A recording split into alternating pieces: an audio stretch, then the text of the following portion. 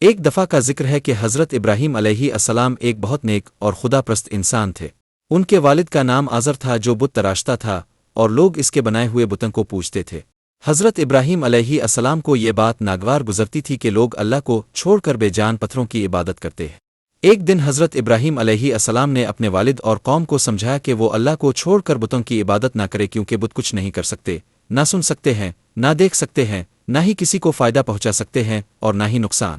مگر ان کی قوم نے ان کی بات کو سنجیدگی سے نہیں لیا اور ان کی باتوں کا مذاق اڑایا۔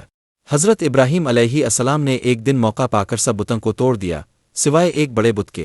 جب لوگ واپس آئے اور اپنے بتوں کو ٹوٹا ہوا پا تو وہ بہت غصے میں آ گئے اور حضرت ابراہیم علیہ السلام کے پاس گئے۔ انہوں نے حضرت ابراہیم علیہ السلام سے پوچھا کہ بتوں کو کس نے توڑا؟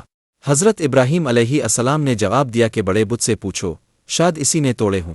لوگوں نے کہا کہ بڑے بت سے کیسے پوچھے، وہ تو بول نہیں سکتا۔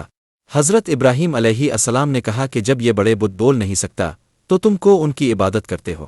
یہ بات سن کر لوگ شرمندہ ہوئے، لیکن پھر بھی اپنے غلط راستے سے باز نہ آئے۔ آخر کار حضرت ابراہیم علیہ السلام کو نمرود بادشاہ کے سامنے پیش کیا گیا اور نمرود نے ان کو آگ میں ڈالنے کا حکم دیا، لیکن اللہ تعالیٰ نے آگ کو حضرت ابراہیم علیہ السلام کے لیے ٹھنڈا اور سلامتی والا بنا دیا اور وہ صحیح سلامت آگ سے باہر نکل آئے۔ یہ واقعہ ہمیں یہ سبق دیتا ہے کہ اللہ پر ایمان اور بھروسہ رکھتے ہوئے ہمیں سچائی کے راستے پر چلنا چاہیے، چاہے حالات کتنے ہی مشکل کیوں نہ ہوں۔ اللہ تعالیٰ اپنے نیک بندوں کی مدد کرتا ہے اور ان کو کامیابی عطا فرماتا ہے۔